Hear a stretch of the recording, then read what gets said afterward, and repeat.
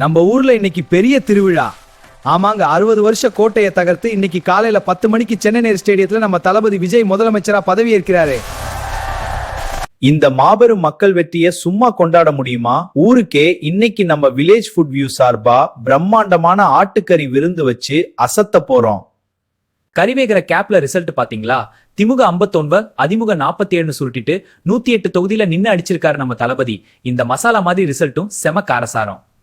ஆனாலும் 103 சீட் வந்து மெஜாரிட்டிக்காக திக் திக்னு இருந்தப்போ விசிகவும் இடதுசாரிகளும் கொடுத்த அந்த 6 சீட் ஆதரவு குழம்புல போட்ட உப்பு மாதிரி கரெக்டா 120 மேஜிக் நம்பரை தொட்டுடுச்சு. ஒரு வழியா நேரு ஸ்டேடியத்துல தளபதி முதல்வரா கையெழுத்து போட இங்க நம்ம ஊர்ல கறி விருந்து களை கட்டுது.